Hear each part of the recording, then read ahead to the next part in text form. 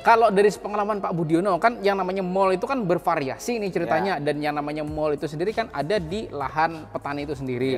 Nah, dari semua mall itu ada yang namanya mall yang mungkin beredar di masyarakat Pak ya. Ada katanya mall akar bambu nih ceritanya. Ada namanya mall PGPR nih ceritanya. Kemudian ada namanya mall nasi basi. Kemudian ada namanya mall tape nih ceritanya. Nah, kira-kira dari semua jenis mall tersebut yang paling direkomendasikan itu mall yang seperti apa Pak? Semua dicampur. Oh, jadi ceritanya gabung semua nih ceritanya. Oke. Karena saya berprinsip gini, semakin beragam, semakin kompleks si mikro itu semakin mantap. Mantap dalam artian secara fisik tanah juga akan agregatnya semakin baik, lebih bagus. Secara biologi dia akan membangun suatu sistem mikroekologi yang khusus bagi lingkungan dia sendiri. Kenapa? Dia memakan bahan organik, dia punya eksudat. Eksudat ini akan dimakan oleh mikro yang lain dan seterusnya akan menjadi mata rantai. Tapi apa nggak berantem nih Pak ceritanya gabung semua kayak gitu kan? Oh iya. Jadi begini Mas, di alam ini contoh saja ini saya ibaratnya yang paling di desa itu kan enggak ada isinya hanya Pak Yai semua. Ya ada pencoleng, gitu, ada yang anak mabuk. Tapi di situ dinamika terjadi. Tapi desa itu tidak akhirnya hancur kan. Nah, daripada hanya dikuasai satu.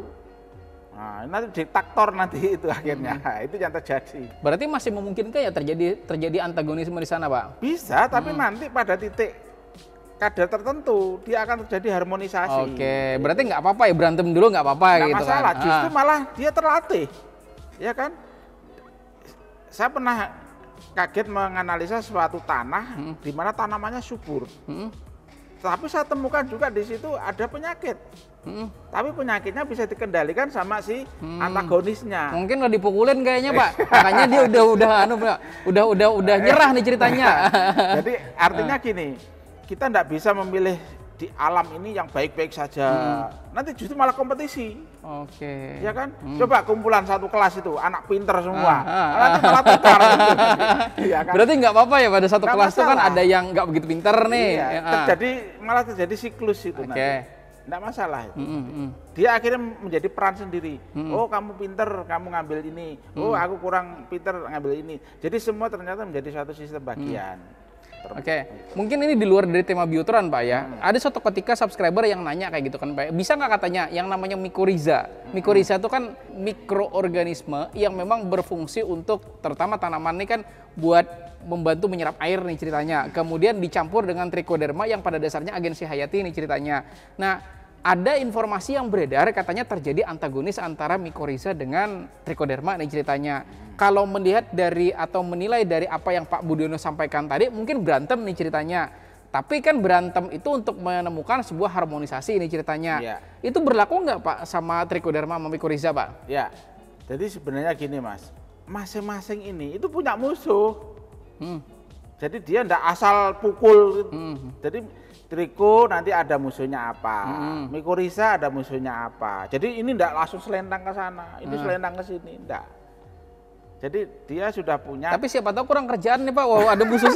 Ya itu tadi, yang seperti di desa itu tadi kan ada pencoleng, ada orang lewat aja nah, diganggu, kayak semacam itu. Tapi kan desa tetap jalan aja kan.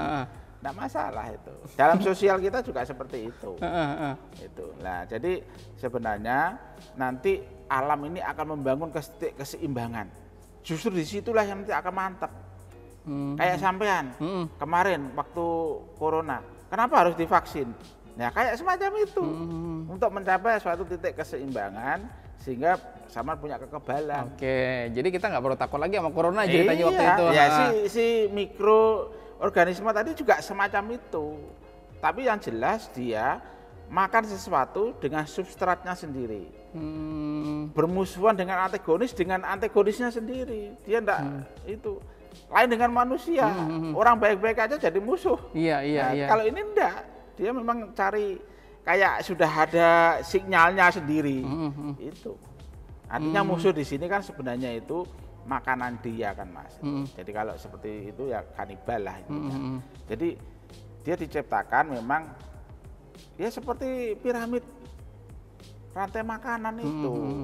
kalau nggak ada harimau, nanti ini perkembangan kijang atau menjangan, luar biasa, nanti malah rusak alam. Ya, jadi semacam itu.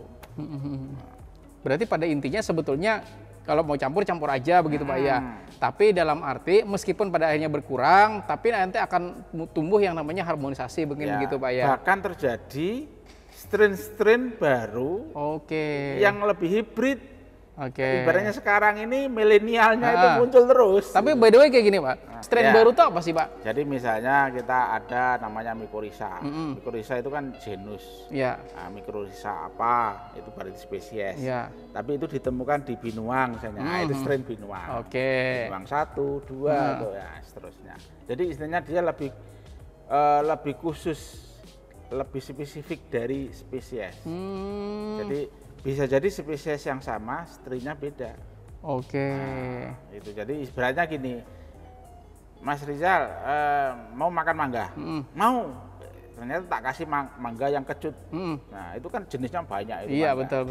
Berarti mirip-mirip konsepnya tuh sama resistensi hama Pak ya. Maksudnya gini, hama itu kan ketika kita semprot dengan insektisida yang bisa dibilang dosisnya double nih ceritanya. Mati sih mati, tapi di antara semua itu kan ada beberapa, ada yang hidup 1 atau hidup 2 kan gitu. Mereka tanda kutip nih, hari cuacanya panas kan kata Pak Budiono tadi, perkembangbiakannya cepat nih ceritanya. Kemudian mereka beranak nih ceritanya, punya anak nih, bukan beranak ya tapi beranak. Nah kemudian punya anak akhirnya memiliki kekebalan baru. Nah anak tersebut punya kekebalan baru. Berarti itu ya kalau dalam mikroorganisme yang disebut dengan strain Pak. Kurang lebihnya seperti itu. Tapi mekanismenya berbeda. Tapi siklusnya kayak itu. Artinya kalau memang kita mau campur, karena gini Pak, jujur saya pribadi kan pernah juga meneliti dari mikroskop saya Pak ya, saya punya mikroskop kan. Setelah itu saya campur mikroorganisme tertentu dicampur dengan mikroorganisme yang lain nih ceritanya. Ketika kita campur ternyata mati Pak. Mati, cuman memang ada yang hidup ceritanya kan, cuman mayoritas mati ya, ibaratnya dari 100% itu kan 80% mati nih ceritanya, cuma tinggal 20%. Kalau saya waktu itu beranggapan, oh jangan dicampur nih, nanti pada mati nih ceritanya. Tapi dengan kayak gini cerita Pak Budiono di sini, berarti kita biarin aja 20% itu ya. Yang jelas kita juga tergantung ya kepada tanaman kita. Kalau tanamannya itu umur pendek, kan enggak mungkin kita kasih nunggu dia harus berkeseimbangan. Ya yang kita berikan ya sudah berkeseimbangan. Jangan di medan tempur tadi kita berikan ke tanaman yang umurnya seminggu panen, kan nggak mungkin. Nah, ibarat tanamannya belum menikmati, ini masih perang terus. Ya. Artinya boleh kita mencampur, tapi nanti untuk tujuan tanaman apa? Kalau dia umurnya panjang, silakan aja, nggak masalah. Tapi kalau umur pendek ya yang sudah siap saji. Artinya enggak usah ada pertentangan tadi. Dan yang jelas di masing-masing itu kan kita tahu, oh ini antagonis, jelas musuh ini. Nah, tentunya ya kita jangan dicampur. Tapi kan kita banyak itu punya namanya Nitrosomonas, punya Bacillus, Mycorrhiza, yang semuanya itu positif-positif. Ya, artinya kalaupun kita campur, dia tidak akan tengkar karena dia punya itu sendiri-sendiri. Punya rel sendiri lah intinya. Berarti menyesuaikan dengan tanaman apa yang kita tanam. Tapi kalau misalnya saya tanam cabai ini ceritanya, cabai itu kan siklusnya lama nih, apalagi kan cabai rawit nih ada yang sampai setahun nih. Nggak apa-apa ya kayak gitu, kita nunggu terjadi harmonisasi dulu. Nggak masalah. Tapi kalau kita tanam kayak timun mungkin Pak ya, yang bisa terlalu pendek. Nanti timunnya belum panen, ini sudah babak belur. Berarti ini kan angin segar nih buat sahabat tani kan, siapa tahu misalnya takut misalnya mau nyampur kayak gitu kan. Jadi artinya tinggal sesuaikan dengan tanaman apa yang ditanam mungkin begitu Pak ya. Dan kita pastikan kalau itu memang sudah mikroantagonis ya jangan dicampur. Yang saya maksud tadi dicampur itu yang positif tadi. Jadi kayak Mycorrhiza, nanti Bacillus dia membantu fosfat, ada nitrogen juga. Terus ada juga yang namanya Diokadium, itu juga membantu untuk penguraian. Nah, hal-hal semacam itu kalau kita campur tidak masalah. Tapi kalau yang jelas misalnya ini sebagai antagonisnya mikro A, ya jangan dicampur. Berarti jangan sampai ada buaya kita kasih ayam kayak gitu ya langsung mati ya. Jadi kalau buaya ya temukan dengan buaya, sama-sama buaya gitu. Kalau ayam kecil, ayam besar itu pun harus kita pilah kan.